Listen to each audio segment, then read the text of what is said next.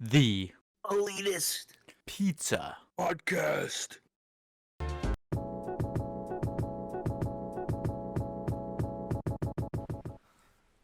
All right, man. So we're Wow. going. Episode 4 of Invincible, non-spoilers. I liked it. It kind of developed. I don't even know how how we can even talk about this without including spoiling. We'll spoilers. just go real brief with it. Okay. Without saying names or anything, but this one started to develop the plot a little bit more. The kind of the main plot of the story that's been going on, because after the first episode, it was just like they're continuing with doing what they're doing, but it was more about Mark rather than Omni-Man. So, Yeah. which is good. Mark is the main character, but now it's starting to really go into the main plot. We learn a little bit more about some of the characters, especially one of the more major characters of this little part, and some of his subplot, which is really good. And it's like some of the pieces are starting to move together, and people are starting to figure stuff out. Yeah, we kind of got some developments on the uh,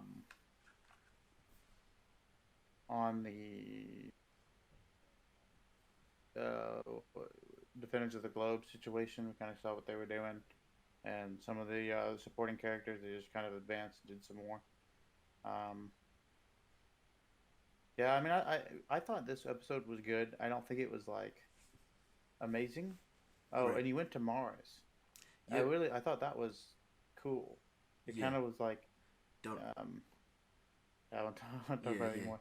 But it was just like something that I like about this show is like it feels like it's a lot more dangerous because I feel like in DC, or I mean DC is technically dangerous, but I don't really get that feel when I consume a lot of the DC products Right. because it seems like that the heroes are seem like this universe the heroes antagonists are better matched. So the heroes aren't as powerful compared to their antagonists. Mm-hmm. So there's actual danger going on, Right. and or then the civilians caught in between the conflict, and that kind of seems to give it more weight. Um, it makes me kind of care a little more, and makes me feel like, oh, I mean, because in a lot of things, especially with Superman, who this is obviously kind of based on, I don't feel like there's that much tension because you never really feel like, oh, Superman might die. And I mean, so that exists to some extent in this one, but in many times the civilians have just been killed. And like with Spider-Man and stuff, it's usually like, oh my God, this car is gonna fall on someone. Oh, Spider-Man saves them. I haven't seen a Spider-Man movie where it's just like, oh, there was too many cars falling and some of the people they just got destroyed. They usually like you don't really see that, Yeah. and that's something that this show does well, as presumably the comics. That makes me feel like, hey, there's actual like lives at stake here. And that makes this important. Right. And I feel that too. Especially we're going with an origin story, and we're watching the main character Mark grow and learn and gain experiences, and he messes up, and he messes up sometimes, and he actually, because he's still learning his powers, he without going too much into it, he has endangered slashed caused harm to civilians in the past, Yeah, because he's just learning. He doesn't really notice. Obviously, he's not like, this isn't really a spoiler. He's not really like out here breaking old ladies' necks or anything like that. but on accident because he doesn't understand the limits of his powers and how powerful he is, Right, which and is what you would expect it's from a like, teenager Superman. and when he's like saving people, it's like in a lot of the movies, I won't. The villains will be like, oh, they're trying to save somebody. Cool. I'm gonna chill for a second, and then in Invincible, they're gonna be like, this is the perfect Good, opportunity for me to attack you. Your back is turned. Yeah. You're trying to help somebody, and they do it a lot. And you really feel the weight of the situation. There's a lot more stakes than in the mainstream superhero media outside of the comic books. And obviously, you don't have to deal with a lot of continuity because this is a wholly unique somewhat unique property, and it's new. One writer through and through, has a beginning and an end. So you really feel the sense that, like, anything, especially after the first episode, you get a sense that like anything could happen, Yeah. and and one thing I wanted to say they're doing a good job of is when different characters are on screen, the tonality of the show is different. With Mark, we've said this before, it's more like a teenage coming of age movie or one of those like high school drama TV shows. It's like one of those, but he has superpowers. And with other Like people, Spider-Man: Homecoming. yeah, like Spider-Man: Homecoming. Except, all right, I'm not even gonna talk bad about it. I knew Uh, I was like, I was about like, to I say know it, he's but gonna- Spider-Man. he I'll was say gonna say Spider-Man: something. Homecoming is actually at that part does a Yeah. great job. It does a great job Yeah. at that. It just doesn't do a good job at the Spider-Man part. But I won't get into that. But yeah, it's like Spider-Man: Homecoming in that sense. That's actually a good analogy because they're both Yeah. very good at that teenage drama thing, and they do a good job of making the characters somewhat feel real. I do think that Mark says some stuff that I think is like a little corny, and I was like, I don't think anybody would say that. But Yeah, uh, I was kind of thinking about that when I watched it. I can't remember the exact line, but how you made the criticism of the writing just doesn't sound very natural sometimes, and yeah, this episode suffers from that too. But I mean, as long as it's kind of consistent and that's how people talk all the time, I think it's kind of fine. yeah. Um, I agree. But I do think that it's kind of weird with certain characters.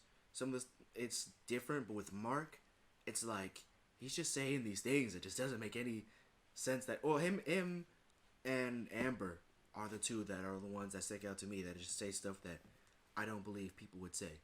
But obviously, within the context of the show, it kind of makes sense. But it's just like, if you put a regular, if Mark was a real person, he wouldn't say that.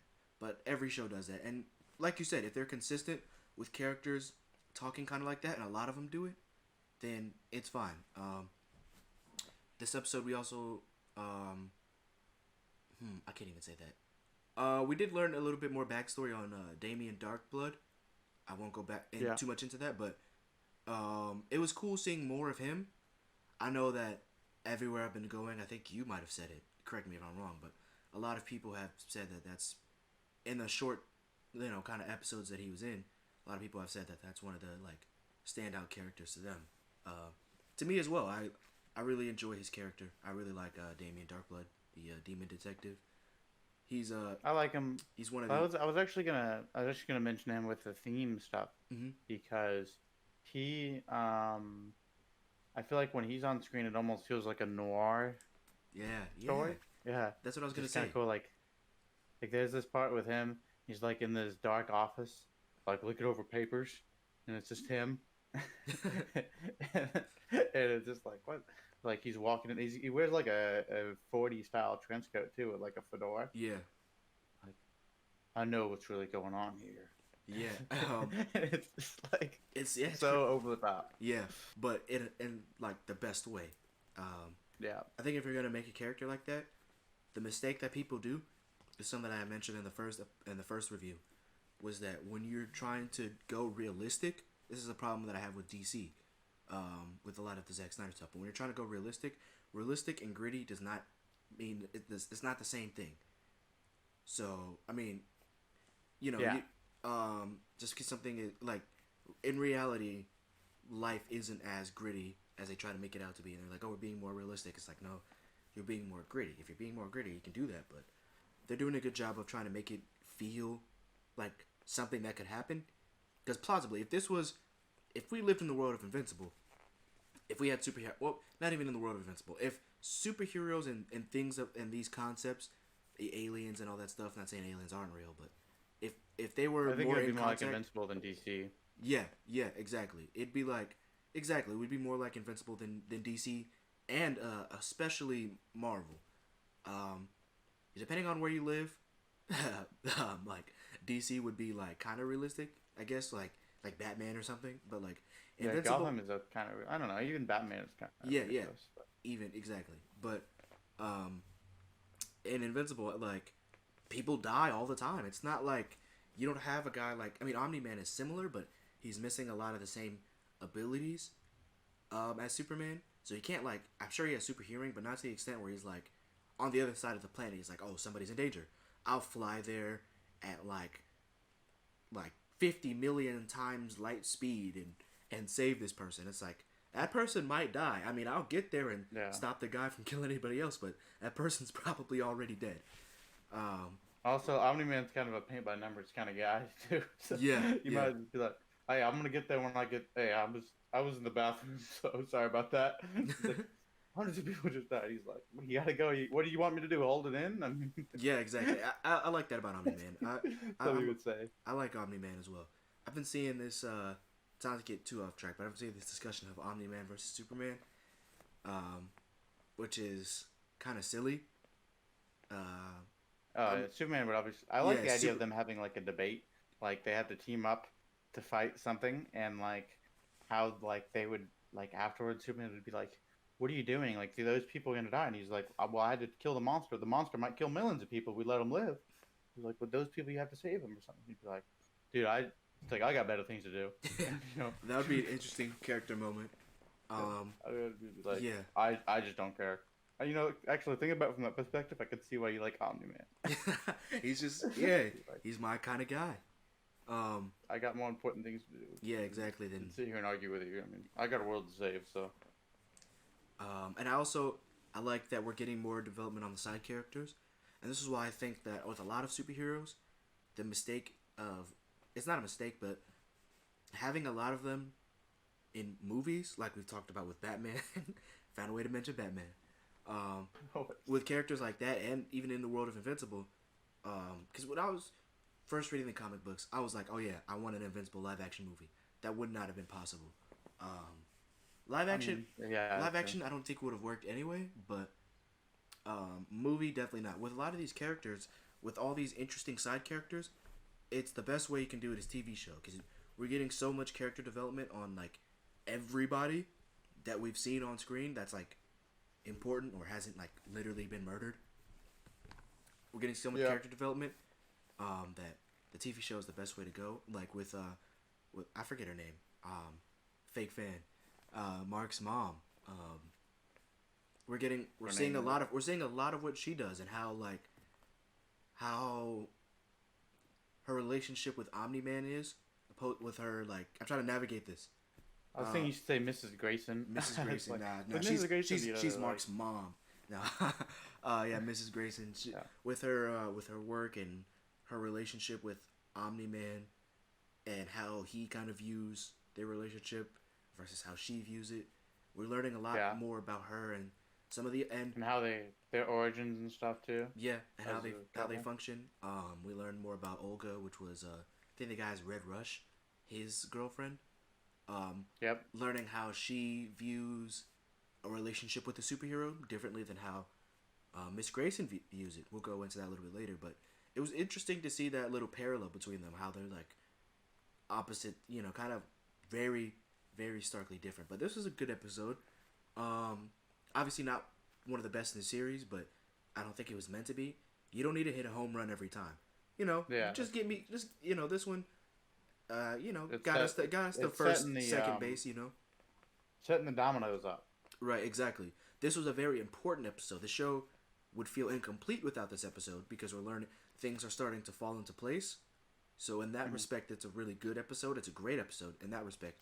Just not a whole lot happened, but we got some really interesting things that and I like how Invincible kind of touches on concepts that we would think about when reading mainstream comic books and never get touched on. What would happen if a Earth superhero went to this planet, like Mars or something, and what if they didn't receive them well? What is, because we're so certain characters go to space and stuff, but for the most part, you're reading comic books about stuff that's happening on Earth, and it's that, and they're already established. It's like, oh yeah, this is Mars, and this is what's going on in Mars. It's never wait, those Martians there? Let's go talk to them. And the superheroes what do you guys get going? I love I don't really think this is a spoiler, but I guess it kind of is. Never mind. But I do I'll bring it up in the spoiler section. Yeah, I do like how they touch on these things that we Oh, some of them we always just think about for example, character Martian Manhunter. We know a little bit about Mars from what he says, but you don't really see it all that much. You only see kind of the destruction. Same thing with Krypton with Superman, and when Mark goes to Mars, they had a Martian hero in this show as well. His name was the Martian. It's kind of cool to see how other, societies function, kind of separate from Earth. Whenever you read other comic books, it's always something has to do with Earth. Like in Marvel, like every planet like really hates Earth because they're always messing everything up. But like this one, Mark was like, "Bro, there's Martians. They're real." And then, and it was kind of weird because they're like, "There's literally a Martian dude on the team." No, yeah, they're like, yeah. He was like, wait, why do you think he was called? He was like Martian, or whatever. He's like, I don't know. Yeah, exactly. It's great to see that these concepts are being touched on, and it's great that It it's seems like go ahead. if there was just there was like they knew there was a mutual understanding of their existence between Martians and Terrarians, then it seems, but like there wasn't exactly diplomatic relations. I feel like that only some people would really know about it because a lot of people today they don't even know like half the countries in the world. Right. So realistically, if that was the case, a lot of people just wouldn't know. I mean, I think it would be like news in the beginning, but people would just forget about it. Yeah, People would yeah, just be like, "Yeah, I remember hearing something about that, but I don't know." I think that's how much people yeah. would be. And one last thing before we go into the ratings, unless you have anything else you want to touch on, I like No, I'm that. good. Obviously, with the story, I like that we're learning everything as Mark's learning it. Especially with the Yeah. Martian thing. He's like, "Oh my God, there's Martians," and they're like, "Well, duh, the Martian was from Mars. You think he was from like Jupiter or something?"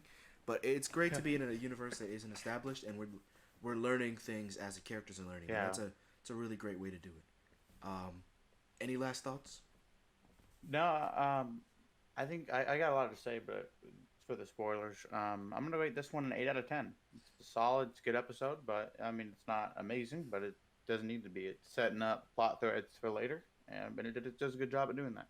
Right, and I completely agree. 8 out of 10 is a completely fair rating, and that's what I'm gonna give it as well. Same thing as you. Just setting up the plot doesn't need to be a home run, but it certainly didn't feel like a filler episode. They were setting things up, and it was a really great and fun episode.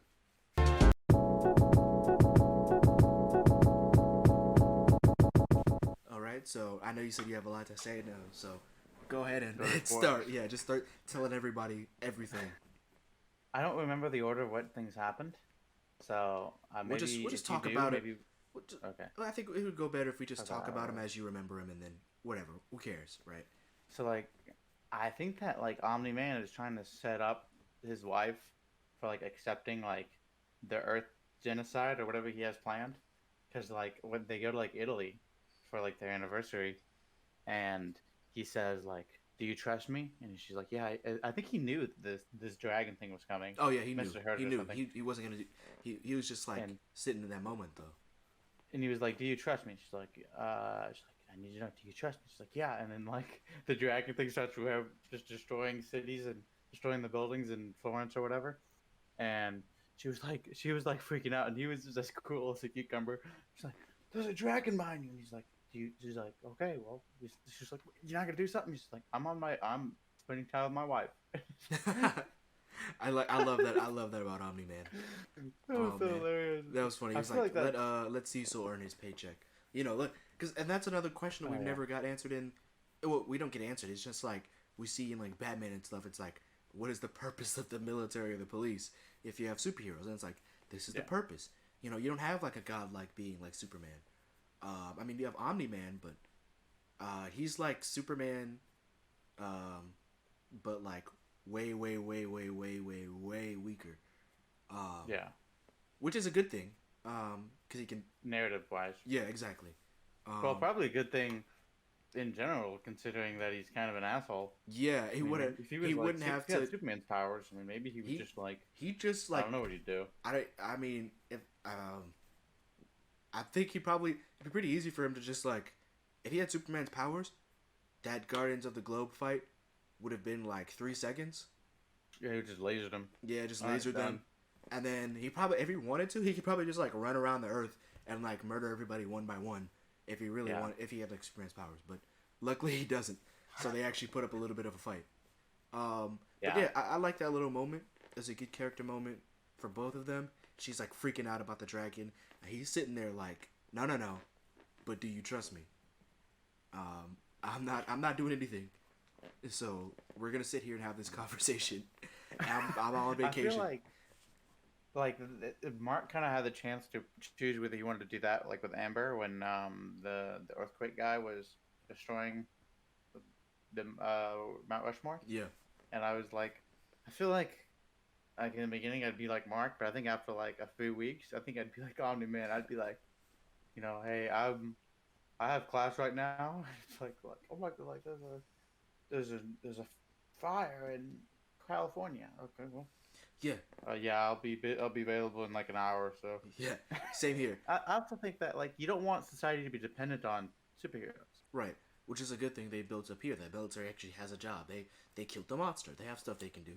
And with Exactly. the role that Omni Man and Invincible play, where Invincible's not allowed to join the Guardians of the Globe, and Omni Man never joined any superhero. They're both not allowed. Wait, I thought he was allowed to. He just chose not to. No, his dad was talked him out of it. But he's. So what do you mean by he's not allowed to? His dad talked him out of it. His dad was like, Oh, don't join it. you mean like Well, his dad didn't allow him to do it? yeah, his dad didn't allow him to do it because we saw what happened to the last one. So, Oh yeah, that's true. you know, Okay, yeah. he probably told Mark, "Hey, I don't want you to join this team. I mean, look what happened to them last time." But in reality, it's probably for some other more sinister reason. That's what I was thinking. Like when all these new guys who are like, "Yeah, I'll be on the Guardians of the Globe," I would just be like, "Man, if I was a super, I'd be like, somebody's got it out for these guys." Like, Yeah, I'm gonna I don't chill know out. if I'd be the first person to join. Yeah, I'm not- and then I mean, I got a good thing going here in Los Angeles or whatever. Like, yeah, I don't need to be getting on that high level shit. I want to exactly. see like if these guys survive like a few months, then maybe. Yeah, exactly. But yeah, it kind of makes sense that Mark wouldn't like work. After a while, I would be like rejecting all the government offers because he doesn't work for the government like the other superheroes.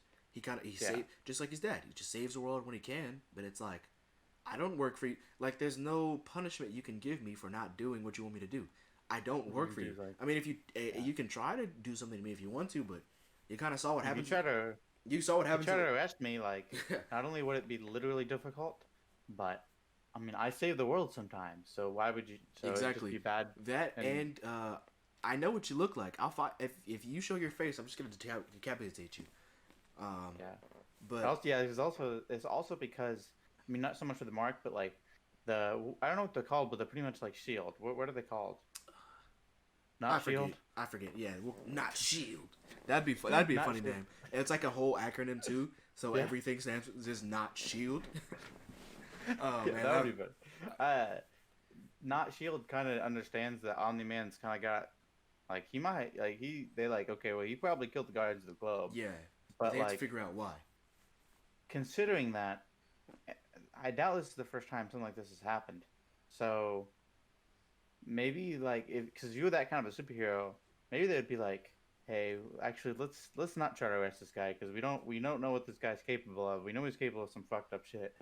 So I mean he's kind of doing a good thing now. Yeah. If we try to arrest him, he might just kill us all. So Yeah, I think it was that, and I remember in the conversation that Cecil was having with Damien Darkblood before he sent him back to hell. Which, oh my gosh, dude, the Damien Darkblood parts, some of my favorite parts of this episode. wait, didn't he try to, but he failed? Sent him to hell. Yeah, or No, he was sent him. successful. He was successful to sending him to hell, because he found okay. because Damien was like, I destroyed the book that could send me to hell, and he was like, oh yeah, I had my guys recreated.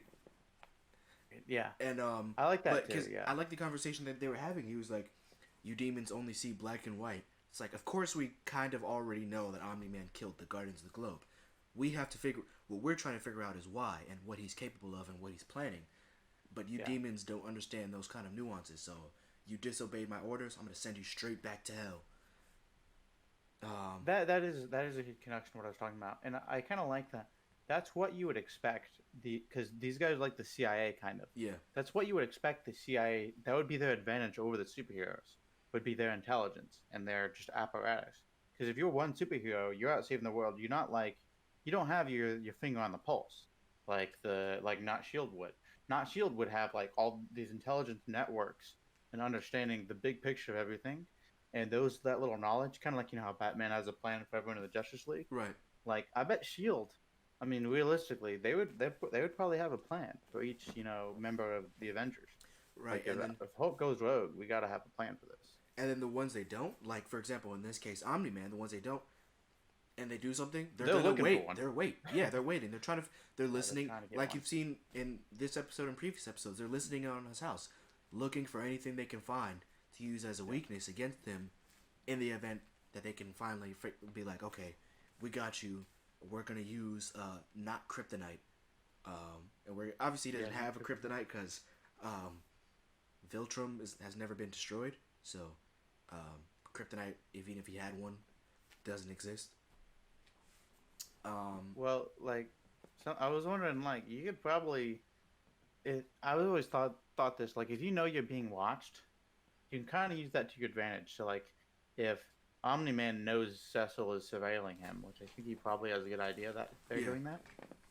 Like, I would use that as an advantage to like sow dissent and be like, I don't know, like there's like that bald guy with the glasses, and just be like, yeah, well, so and so has his eye on Cecil's position or something, so that way, like some of them would hear that and they'd be like, what the fuck? It's like, and then so you sow these sort of divisions within the people, because if you're talking in the privacy of your own home, they're not going to think this guy's trying to manipulate us. He doesn't even know we're surveilling him. So like this obviously has to be his real thoughts. He's talking to his wife about this or whatever. But they might be like, "What is this? That's a different tangent." But and then so that in doing so, you could make the team work worse and make them fight against each other, and that would be good for you, obviously, if they're investigating you. Right. I don't think he's that. I don't know if he's that Machiavellian, but he's I pretty do, Machiavellian. I like that you mentioned that. I do believe, even though they haven't shown him saying anything yet, I do think he suspects that the government is watching him, because when Cecil came into it, he knew that Cecil was in his house when he teleported in. He like grabbed them and choked him. I mean, part of me also believes that he knew that was Cecil, and he's just like, Yeah. he's waiting for an opportunity to be like, oops, I didn't know it was you.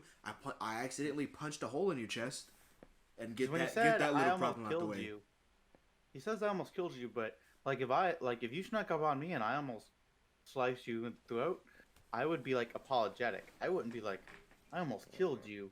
I'd be like, oh my god, I almost killed you.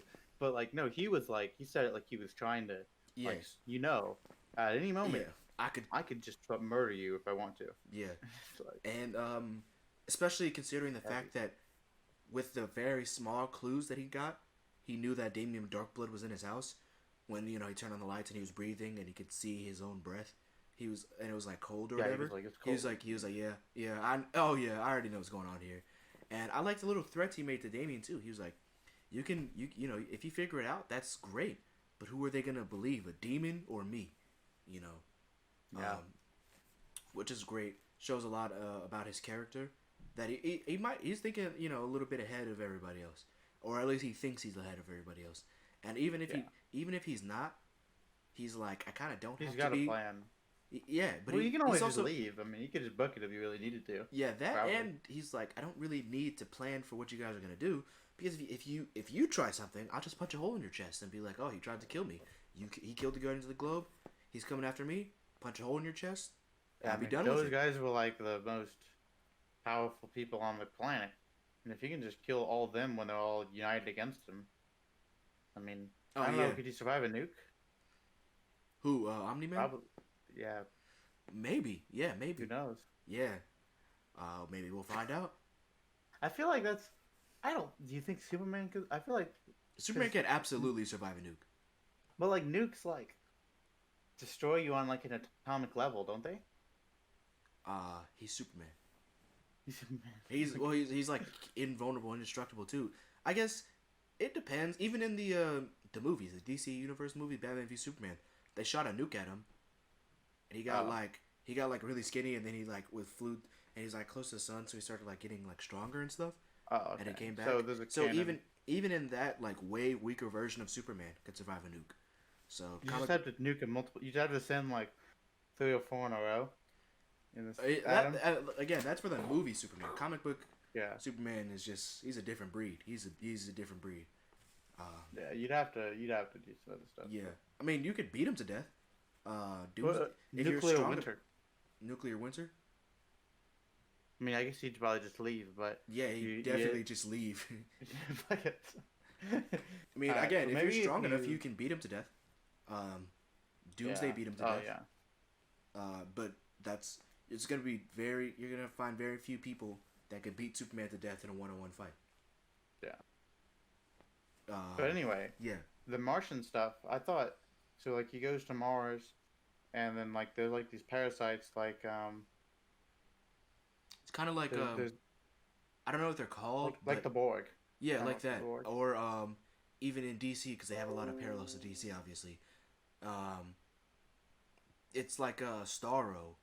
It looks just like Starro. It's like a starfish gets on your face. I've seen Starro. Yeah, exactly. There's a It's like the same thing as that. I've seen him. I didn't know what he was, but or there's like this and there's a Rick and Morty episode where there's like a society of people like that who possess uh, humans and other beings. Believe he's the villain in the new Suicide Squad movie. But anyway, um, yeah, it's kind of like Starro, and it's really interesting where they're like the Martians are kind of like chill-ish. They're like, oh yeah, we're not gonna kill. Well, we're gonna have to execute you guys. And Mark's like, wait, what? He's He's gonna like, have to execute them, but yeah, not you. I'm yeah, like, because "You're he's fine." like, because he resisted them. The other Martians witnessed, Yeah, his him immunity getting to yeah the exactly starfish. on those things, and they're like, oh, since you can survive them, you're free to go, but we're gonna kill these guys. But have a nice day. It's like they're not like, oh yes, we're evil and we're going to kill you.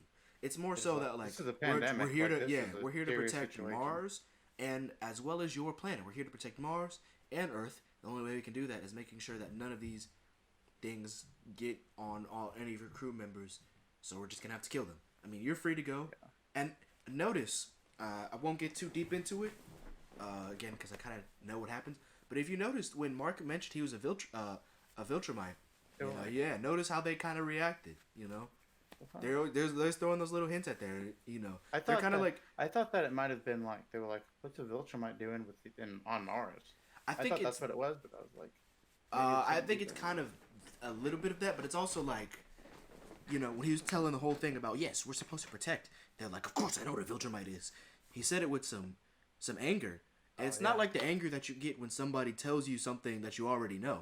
It's like like something else, some other kind of anger. well, if we were all just hanging out and then like some Asian person comes up to us and he says, "Oh yeah, I'm from Vietnam," we wouldn't be like, "Oh yeah, I know what Vietnam is." Yeah. like we'd just be like, "Oh okay, that's cool." Yeah, and well, even if it was something that we both knew, it'd be like, of course I know that. He was like really angry. He's like, of course I know what a Viltrumite is. So I mean, you know, that might I be think something. that was like some. I think that maybe some Viltrumite like fucked up Mars before or something. Like that's probably what happened. Because I feel like that's how I'd react. Like if you pissed on my rug, or if, like someone pissed on like my bed, or someone broke into the house and just pissed on my carpet, and like you were my roommate, and you're like, it smells like someone pissed in here. Like, I know. That's how I'd react. Yeah, exactly. But yeah, something's going on there. But I also like how Mark, you know, he's just like, okay, well, I'm gonna take them anyway, and he flies out, and of course, I love how he understands. He has like a better understanding of his power level, so he's like he kind of throws his dick around more, and it's fun to watch. yeah, like, he's a lot more confident. But he's also like not as socially. He's still socially awkward. Like I don't remember what exactly the context was. Maybe you remember because you watched it yesterday. But like there is like this awkward pause, and like the king looks at like one of the or whatever the monarch looks at one of his assistants, and the assistant just like. Do you remember what happened? I think Mark bowed to them. He like bowed down to them, and they were like, "What is this guy doing?" What is that? I love that. Like if some alien came up and like they just did some jumping jacks in front of the president, because that's like what's normal, like in their society. Yeah. It's like, okay. What are you freaking doing, dude? I don't know what you're doing, but okay. Dude, I love it. It was so interesting, and then he's like, he's throwing his weight around a little bit. You know, he's just like, and then it just cuts to him like running with them and like flying them to the ship and everything, and then flying out of there. He's Obviously, like, I like how he was like, I can lift that. It's like, yeah, pushing it up. and then But then, What I don't understand is, so one of the astronauts gets possessed Right. by the star, but it doesn't seem like the astronauts understand that one of them went missing. It seemed like I think that he was on the ship, but also then it cuts back to him on Mars, like killing all of them. So either it was like a weird edit where it was like, 'cause I counted, there's four of them. I counted all four of them. All four of them were there, and it was like he was there because he was there like on Earth. Remember, like receiving a medal or something, and then his Yeah. eyes turned like black. So he didn't go missing, but they kind of cut So it he kind of like weird. 'Cause- escaped the ship, attacked the Martians, and then went back on the ship. Yeah, exactly. They didn't really do a good job of like explaining the order of events because unless he just like, nah, okay, I guess we can assume that these things give him superpowers. So maybe he just like instead of going home, he just flew to Mars with his That would- newfound powers. But I don't think that's no. He was. It looked like he was still wearing the spacesuit. So He was. unless he's keeping I that, don't he know. just takes that thing home. Yeah, they didn't do Well, he it says that they're capable of like amazing things when they have the stars on them. right. But even that is just like I think that's a little bit of a stretch to be like he flew all the way back to Mars with the spacesuit because I mean they just let him take it home I guess, and then killed them and then flew back to Earth. I don't know. I guess I could believe that, but The only way it makes sense is if it was like a thought that the star people had or something, or like No, maybe it was I a think- flash forward. or something. yeah, I it don't might have been. know. I think it might have been a flash forward because I think it was something that actually did happen, kind of showing that Mark is fallible. You know, he makes mistakes. He didn't do a good job of checking.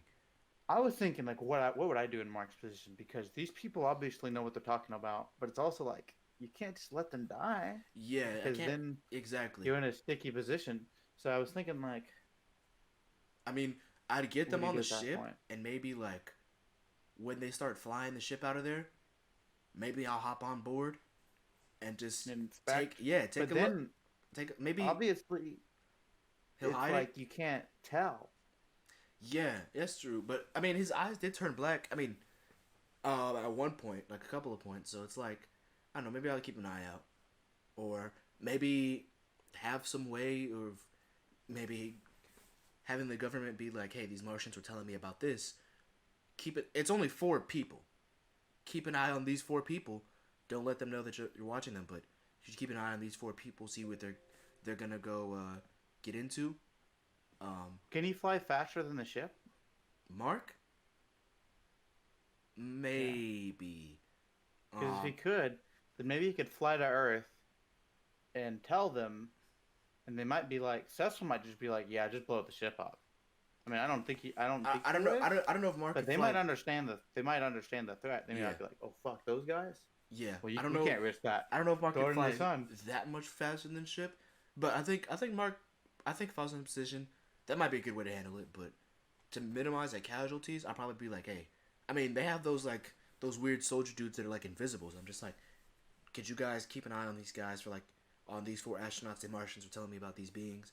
Keep an eye on these 4 astronauts for the next, I don't know, like month, I guess. Don't let them know that you're Well, watching them, and then and then I guess if you can find it that way, like, you know, unless they can like sense if somebody's behind them or following them, they'll be like they might slip up, and they'll be like, oh, all right, blow his brains out.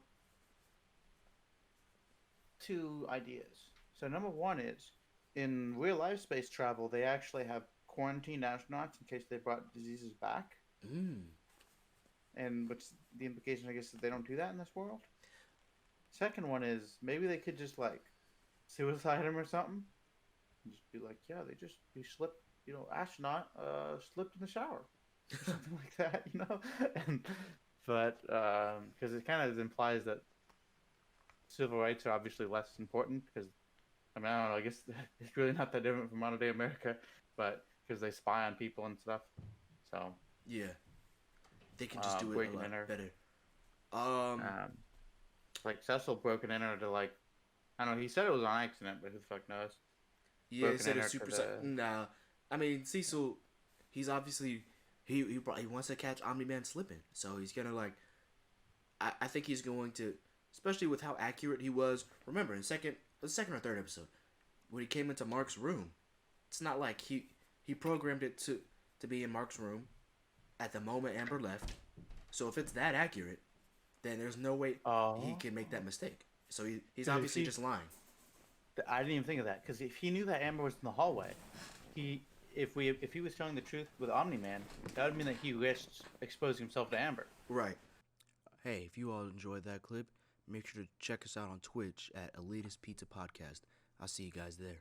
What are you doing? Not being subscribed to the Elitist Pizza Podcast on Twitter, Twitch, and YouTube? Do it. Now. Give us money.